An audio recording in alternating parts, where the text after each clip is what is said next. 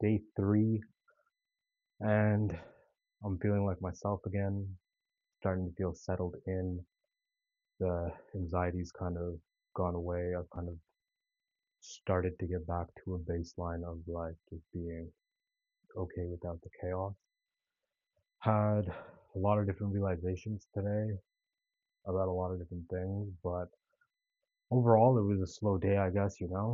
Fridays means Friday prayers, had a workout, and oh, actually, I almost forgot. I ended up connecting with a friend from a while back, and funny enough, like he's moving from the area I just moved to the area I moved from.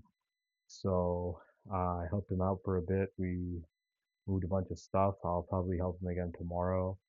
And I got my Xbox set up now, so that's cool. And the person who actually introduced me to Halo was John, so I hit him up and was like, "Yo, we should have a Halo night." So probably this weekend I'll be having a nice little Halo night. We'll probably try and beat a campaign, maybe 2 campaigns, Halo 1 and Halo 2, or we'll just play like Halo 2 multiplayer. Anyone who's played Halo 2 will know that's a great game, probably one of the best Halo games out there. And like none of these other new games like Apex, Call of Duty, like would really be around if it wasn't for Halo. Uh, you know, and I've actually been streaming Halo a little bit. Um, that's another thing I guess people don't know. I used to be Onyx rank in Halo 5, which is the highest rank. So I figure on my downtime when I'm like not building Osira, which is my business, I'm just gonna be like exploring hobbies, and gaming's a hobby for me that like has been a good hobby, I guess, for me since I've been a kid. And most of the games I play like require you to like have a brain that works, and they're like team based. And I figure like if I'm gonna game, I might as well like turn it into something so I'm still being productive, which is why I stream when I game, you know. Right now it's just like getting some good clips. Mind you, it's been a while, especially because like this whole move was going on. I was trying to get out of the house so I could build my own routine, have some stability. Um, but even now, like it's crazy because I'm like independent, but my parents are still trying to like guilt trip me into like moving back home. So it's cool. I'm learning how to set boundaries and like hold boundaries. And yeah, I mean, I feel like I'm at a pretty good place now. Like things are starting to take shape. Um, my energy seems to have returned and it's back to like good vibes and like open and free, light, breezy, you know? I had like 2 random people come up to me while I was at the gym and like start conversations. And I just kind of went along with it, you know? Um, if this was like a couple weeks ago, I probably would have been like super annoyed, like, yo, bro, leave me alone. Like, I'm here to work out. I have headphones in. Like, I don't want to talk to you. I don't want to be your friend. It's funny how life changes in a matter of like months or weeks. Um, yeah. So, I mean, it's cool. I'm enjoying this. I feel like I've grown a lot, and I kind of feel bad for people who aren't capable of growing. And oh, actually, I guess this ties into. So I was watching this like video earlier today, Alex Hormozy, and it was like so on the point for like, or I guess on the nose for everything that's going on in my life. And essentially, he's talking about like you can either have like high tolerance or low tolerance. You can have high adaptability or low adaptability, resilience, and what was the other one? Resilience, adaptability, fortitude, and tolerance, right? So I feel like I have a pretty high tolerance. Fortitude, I'd say my fortitude is pretty low. So that just means like I have a high tolerance for shit, but then like when I actually like snap or break, I spiral like down real bad.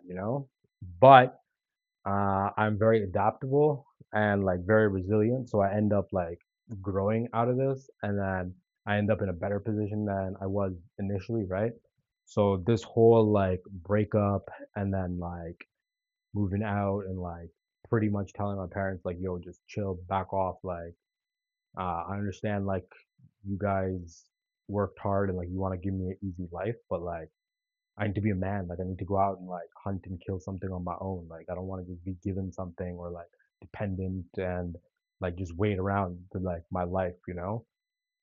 Um, and like anyone who grew up in like a Desi household, like you have Pakistani or like Indian parents, or I guess like any kind of immigrant parents, uh, who are like successful or like mildly successful, like you grow up in a whole different environment, like different expectations and like strings attached and a lot of pressure, control, these kind of things, right? So I guess I was just unaware of all of this, or I had been desensitized to all of this that was going on in my life. Um, you know, and I guess that's why I never really like cultivated my own sense of like identity, and that's why now I'm like, oh, what should my hobbies be? Like, who should my friends be? What do I like to do? What don't I like to do? And like all these kind of things, you know, like should people figure out when they're in their 20s? And like my whole 20s, like gone like that. Spent working for my dad, being promised like, yeah, one day like we're gonna give you all this, we're gonna run the show. Eventually, like having trained my sister to like replace me, and then the business being sold to somebody I introduced my dad to, without me being told, you know. So that's like a whole other thing. That's why like family business, it's like it was good and it's unique in the sense like I got a lot of experience and like I got to run the show kind of, and I got to learn a lot of things that like most people don't get to see or aren't exposed to, right? But on the flip side, like when I go to work, my dad's there. When I go home, my dad's there. And like there's no off for work, right? And then your like income is tied to like whatever like parents think you deserve. So like if even if I was doing like $10,000 a month worth of work, like I'm only getting like $2,000 a month. So it's like why would I want to keep doing that? And then like not being able to like have my own place and stuff. So, you know, there's like pros and cons to everything in life, I guess, really. But that's, I think, one of the big misconceptions people have. Like, unless you grew up in a family where like your parents are entrepreneurs and like you're kind of forced into the family business, you won't really get it, you know? And I guess that's part of why like I like anime so much and I kind of relate to these things.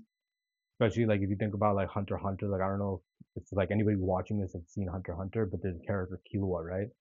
And this guy's whole life like is already like predetermined for him. Like parents are top assassins in like their field and whatnot, and then this kid's like groomed to be a assassin, and like he just doesn't want to do that. Like he just wants to be a kid, you know. So like for me, it's the same thing. Like I was groomed to be an entrepreneur, and like sure, like I'm great in terms of like business and whatnot, but like never given enough like rope to do my own thing, you know, just kind of like running the show behind the scenes. And don't get me wrong, like it's cool. Like I know more about business than most people with MBAs and like investing than most people who are CFAs and like all this kind of stuff, you know? The kind of business knowledge I have, you can't learn in school. That's like real experience you only get by being in the trenches, right? So again, like it was cool in that sense. I guess I lost my train of thought. Again, great ADHD moment. My days. But yeah, I guess the point is you gotta build your mental fortitude, mental toughness, you know? And for sure, like over the last 3 days, there's been moments where I've been questioning like everything, like, did I make a huge mistake? Should I have not done this? Should I go back home? Should I just like suck it up or like all these kind of thoughts, you know? And then I was just like, okay, just chill, breathe, pause, breathe, go for a walk, go to the gym, journal, be like, just like get calm for a minute, you know? And then I guess the more I kind of like talk with a few people, like my older sister's been like pretty helpful in this whole situation, which I guess is surprising for me because I'm not really close to my older sister or haven't really been that close to my older sister. But we both went through kind of similar things in our childhood, you know, and like we braced everything for like the two younger siblings. like the golden children. So I guess that's why she actually relates to what I'm saying a lot more than I guess my other siblings or my parents. But yeah, I guess like the more I talk about whatever's like going on, the more kind of I realize like, yeah, no, this was the right decision. I made the right move, and this is something I probably should have done a long time ago. You know, mm, yeah, it's both scary and exciting, but I think I've made it over the hill. The worry is kind of gone. I'm like getting back in the groove of things. I'm starting to feel settled. I feel like, yeah, okay, it's my home, you know? I got my Xbox set up, I got my Funko Pop set up.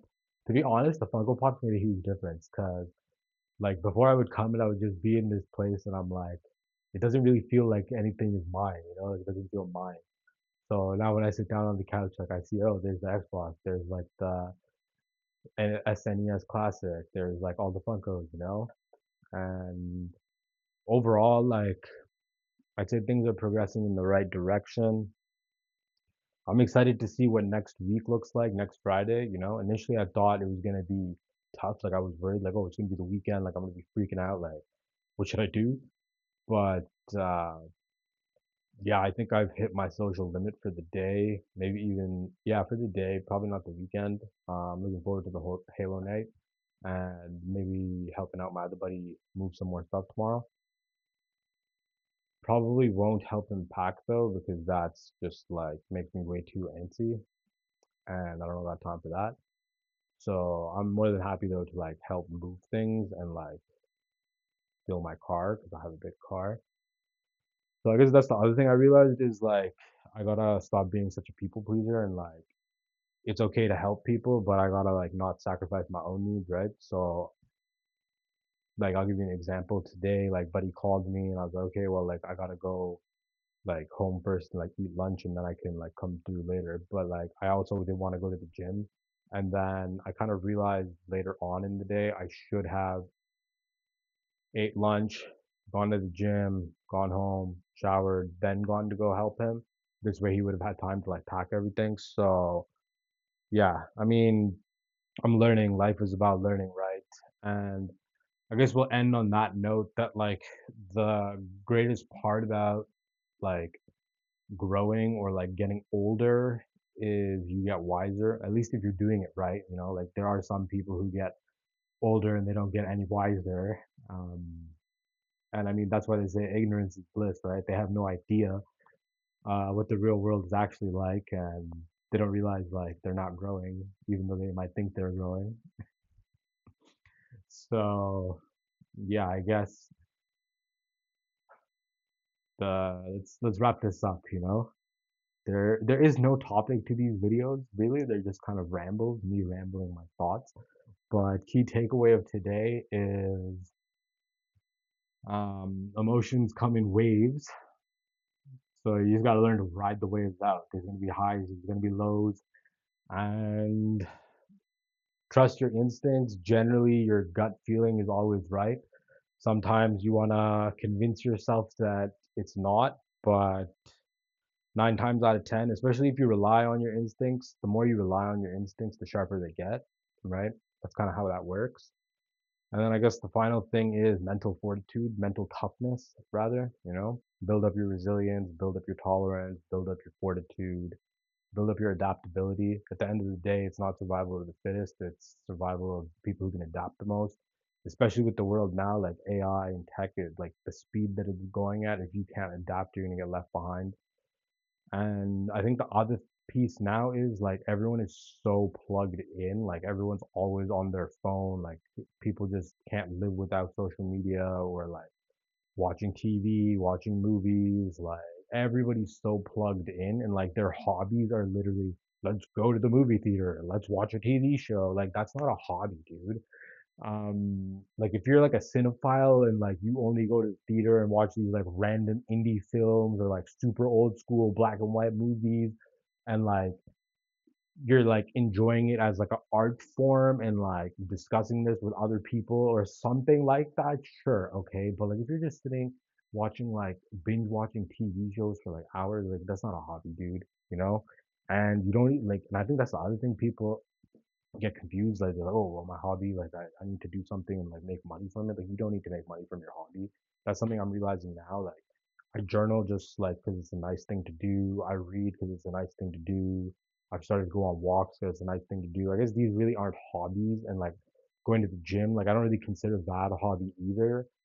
But like gaming, I guess I would consider a hobby, and then I'm gonna kind of like figure out some other new hobbies. I'll probably start playing Yu-Gi-Oh again. That was like a cool thing I used to do. We used to like a group of us. We used to play competitive Yu-Gi-Oh. Um, yeah. So I guess let's just end this on the note of like you can either live the same year every single year, or you can live multiple different lives within a year, right? So most people live the same year every single year and they live one life in their whole lifetime.